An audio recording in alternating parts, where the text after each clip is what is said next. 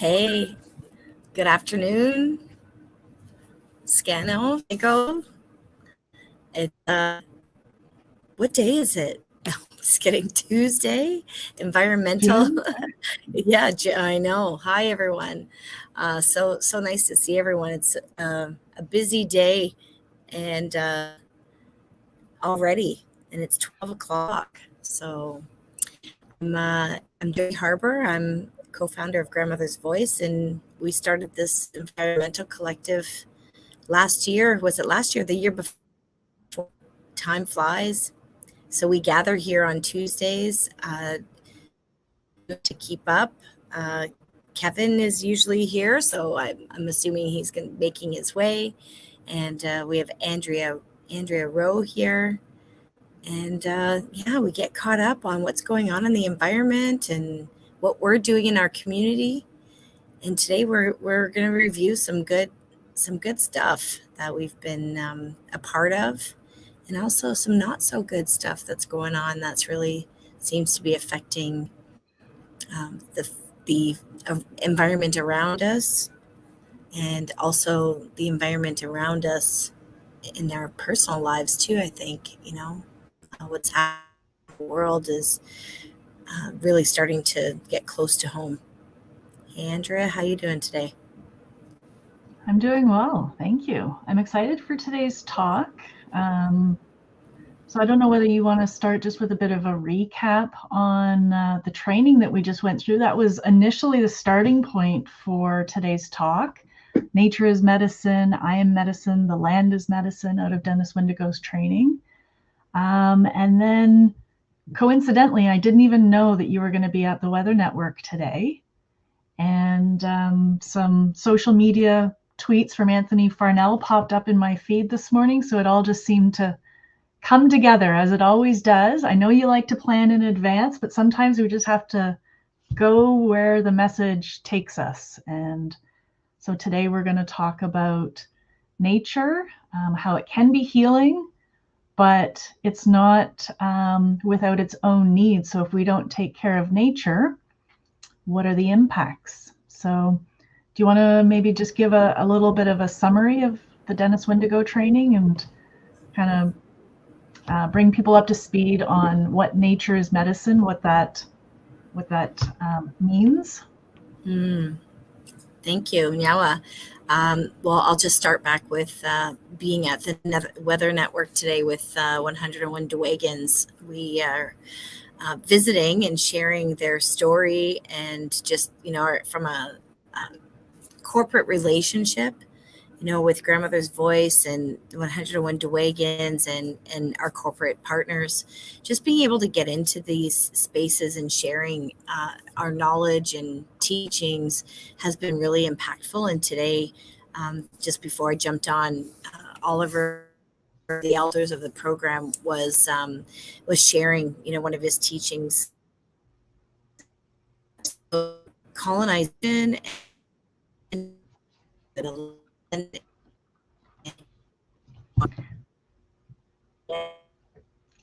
You're freezing a bit, Jody. So just take a second and then recap that last sentence.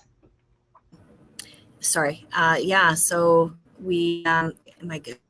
Yeah.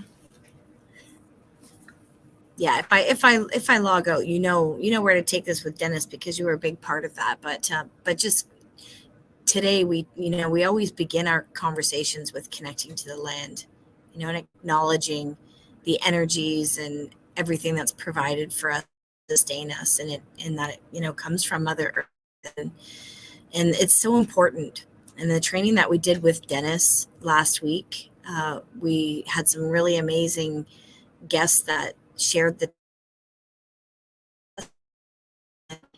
coming from the healthcare sector.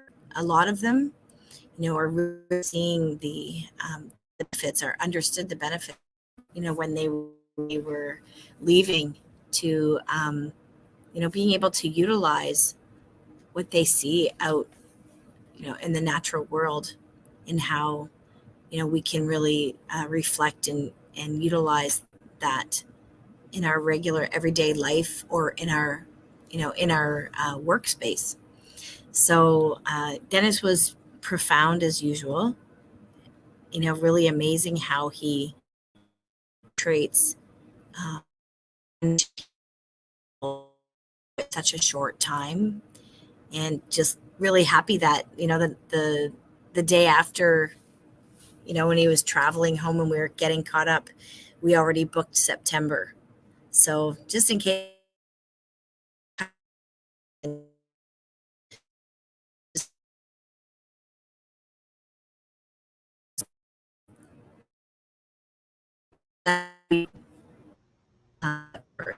September, and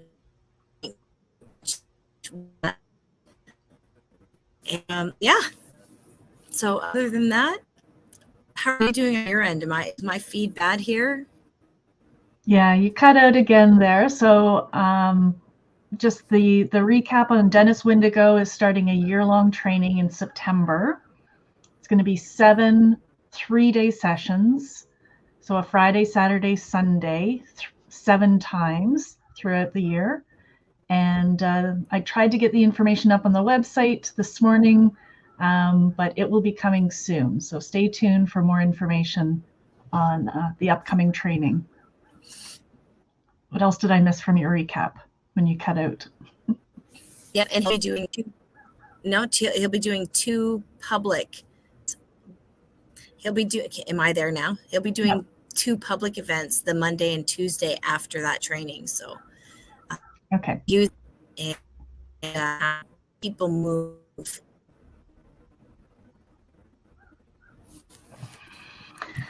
Oh, today's talk is going to be a challenge. All right. So, how have you been thinking about how to apply some of this information? You've done Dennis Windigo training prior. This was my first experience with him. So, yeah, I came away with different things, but for me, it was about connection. We can't heal people's trauma. We can't begin to understand their story until we have that connection. And sometimes it's not about finding out more about them. It's spending time and talking about other things so that they feel comfortable opening up. And gardening is a great way to do that. Cooking, just doing a different activity to ease the way into it. I loved that example that he gave of sitting with the chairs in the V formation instead of side by side or facing each other. Canada geese flying. Sometimes one takes the lead, then the other takes the lead, and you're just kind of give and take back and forth until you have that connection, and you're able then to move on to that next phase of conversation or relationship and a deeper connection. Mm-hmm. He said that's it's not necessarily about trusting. You can't trust without the connection, and we have to build connection. So how do you go into a space and build connection, with someone? And I think that is like so relevant just in my own life, in the work that I do. We don't just like jump into relationship or jump into a contract.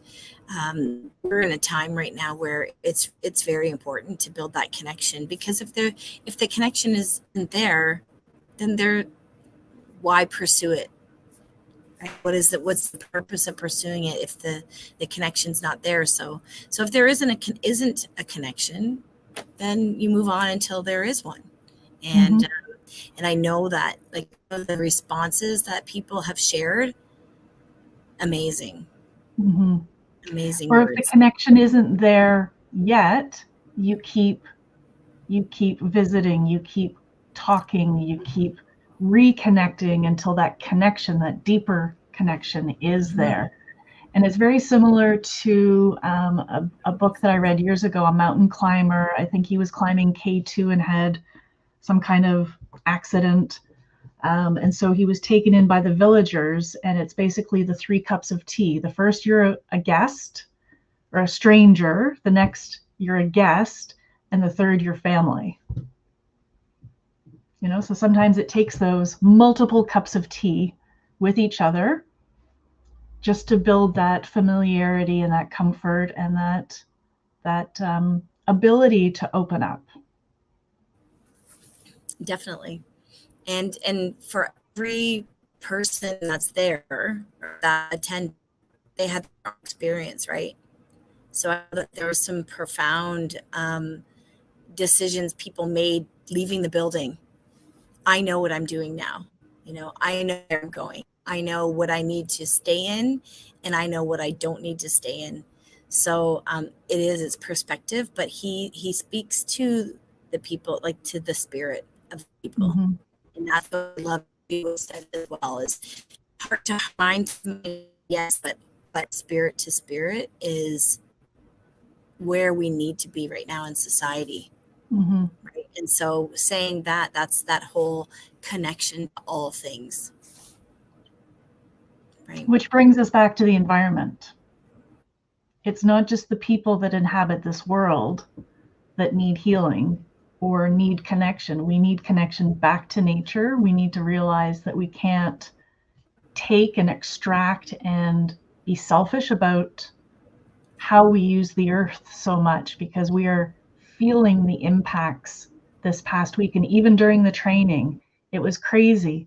We were up at Country Heritage Park, and I thought for sure that we were experiencing the smells and the after effects of some kind of controlled burn or something happening on the property, but it wasn't. It was the wildfires happening across the country, and the smoke and the haze and the crazy colors in the sky. If we don't take better care of this earth, we are just going to experience more and more intensity of these events. Yeah. And this is all relevant, to we use metaphors a lot as Indigenous people. We look at the surroundings, and I see Sherry's in the room. We have a guest. We have a guest today. An awesome guest. Actually, yeah, it's actually a great, perfect opportunity for me to again step out of the room.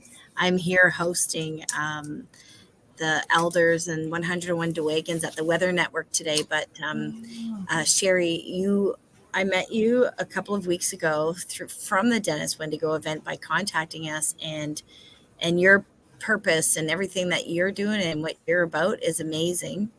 And I'm so grateful that Andrea was one up on me and brought you into the conversation today.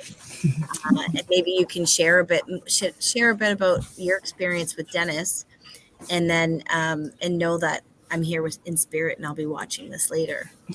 But I do have to step out of the room. But before I go, I'd love to introduce you, Sherry Thompson. Thank you.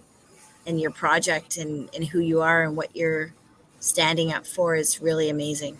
So thank you. Thank you for being here. Thank you. Jody, before you go, you look like an angel right now. This is a glow. Really? That light, the way it's hitting you.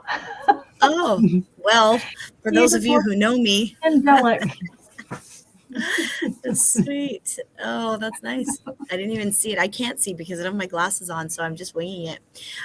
So for those of you watching and will watch later, Sherry Thompson is been doing some really amazing work, and I think it's quite relevant and really good timing that you're in our circle and showed up exactly at the right time that you could have and did use your support. So Nyawa, thank you. Thank you. Thank you. All right, Sherry, take your place in the spotlight and introduce yourself and your project, and we'll just carry on the conversation and let Jody get back to the great work that she's doing. Okay, wonderful. So my name is Sherry Thompson, and I'm co-founder of the Restitution Project. We're a federal not-for-profit that has found the hopefully route or pathway to ending the use of non-disclosure agreements in our country. We're working with Can't Buy My Silence, and we have a spectrum of uses for non-disclosures. For anyone that doesn't know what a non-disclosure agreement is, it's also known as a gag order. And typically, at the end of every agreement, there is some element of these orders put on in order to keep silence. And now we're finding out that these have been used numerous times to cover wrongdoing, which is certainly not the intent of these documents. Colonel Sanders, of course, may keep his own recipe secret. There is a purpose for non-disclosure agreements, but we're now reaching a point where I would use the word rampant. We're thinking 70% now of all settlements end with a non-disclosure agreement. That's what it's pointing to. So it's a little bit frightening. So it's become our mission to get rid of them. So far, we have Federal Bill 261 that was just introduced for Canadian senators. Mary Lou McPhedran has introduced it. So that is anybody that receives 1 cent of federal dollars will not be able to use non-disclosure agreements, nor will they be able to defend or pursue existing documents, which this is huge. So that document will cover a large swath. And now we are going through each province to make sure that the balance is found now to cover the holes in the system. So yeah, that's what I'm about. And now with meeting up with Grandmother's Voice, it was absolutely, as Jody said, it is a moment in time that was absolutely meant to be. And this past few days with Dennis were so aligning with everything that is happening, including the discussion of no longer hiding secrets. You know, there's this whole truth piece coming through Dennis. The land connection to healing is so profound that Dennis made it very, very clear to me as a pathway to walk. So that's my story and my entry to Grandmother's Voice. And it's great to have you as part of the group now. I feel like I've known you forever at this point. So you're a fantastic soul to get to know. Is there any part of the training in particular, a phrase or something that really stood out to you that you want to share? Really many. Mostly probably I am land, I am medicine. That to me is the big I don't know how to articulate it, but you know, that is the one. And to see that land and the relationship, as you said, in sort of the abuse of the land is the suffering of the people. You know, they work hand in hand with each other, I believe. Absolutely. Yeah, that phrase has really resonated with me as well, just in the work that I do and the way that it was shared by Dennis. So that's where today's topic kind of started, and then finding out that Jody was at the Weather Network. And I have this is going to be the first time that I've used this feature on this platform, so hopefully this works. But there we go. Some things that popped up in my social media feed. Alberta smashes annual wildland burned record in mid-June. And there's the link to where that came from. Like, we are on track for a wild and horrendous year. So what do we do? Like, do we just throw our hands up in despair? What do we do? How do we take that knowledge that something bad is happening and work towards a solution and keeping hold of that hope that we can still heal some of these wounds? And it's, you know, there's intergenerational trauma, there's, you know, very deep human wounds that we still have hope to heal. So how do we connect those? Could be a rhetorical question, or you can comment. Well, I kind of think it heads directly down the path that Dennis sort of presented. It's almost like it became an answer to many questions for myself anyway, as far as spreading the word, that is where the work is, because that is the hope. Knowledge is the hope. So anything we can get out there. Yeah. I do think that it is, each topic every week seems to build on prior conversations. So, Okay. we spoke one week about what is a collective. This is the environmental collective. It's individual voices coming together and amplifying the message that we need to work together. We need to stay strong.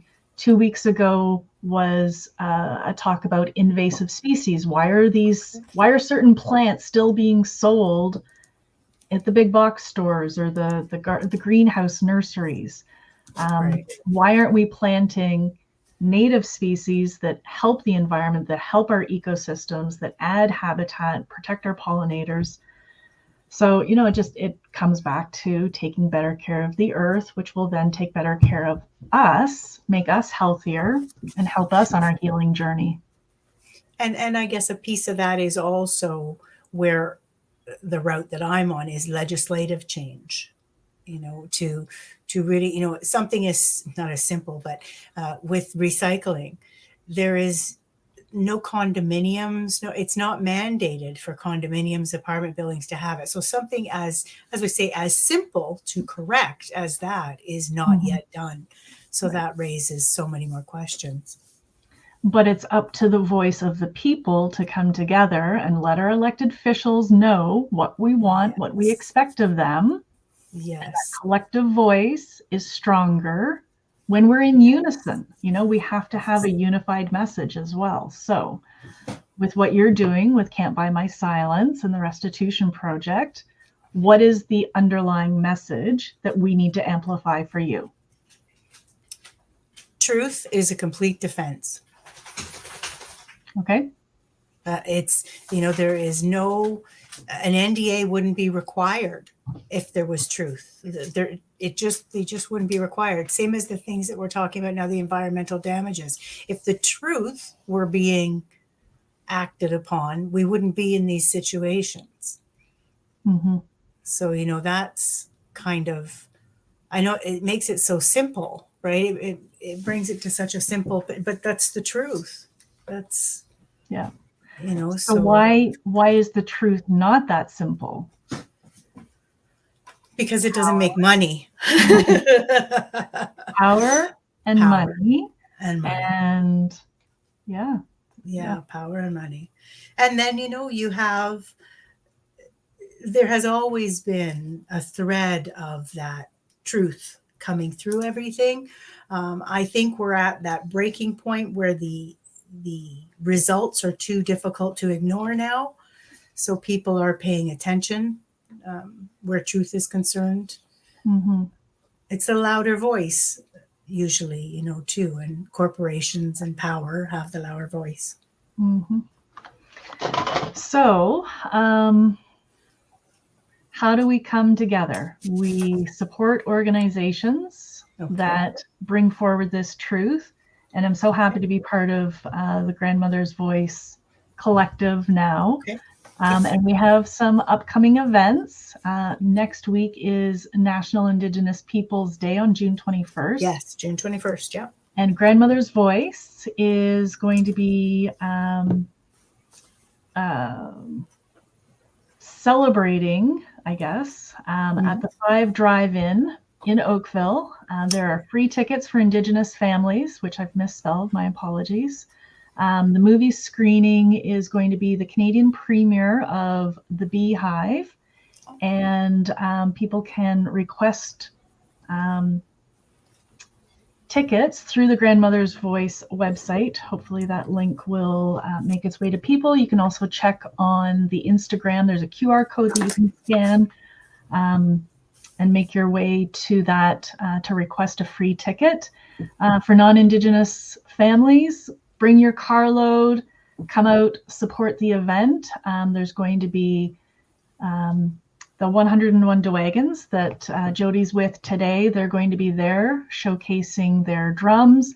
And they also are being featured in the short film that evening about their project and these healing drums that are going across the country to be put into the hands of artists to be celebrated and decorated, and then will be used to honor the residential school children who did not come home. And it's a very important project, and you can learn more about that. 101 Dowagons ... And the ellipses are what comes next. What is that next sentence? How do we carry on the story and the healing through this project? So again, it comes back to what is the truth? What happened to all of those children? And how do we make sure that those families and the survivors can heal? How do we take part in that healing journey? And how do we make sure that this never happens again? You know, it's so there's drumming, dancing, food, artisans. Indigenous culture will be celebrated June 21st at the 5 Drive-In Theater, open to everyone.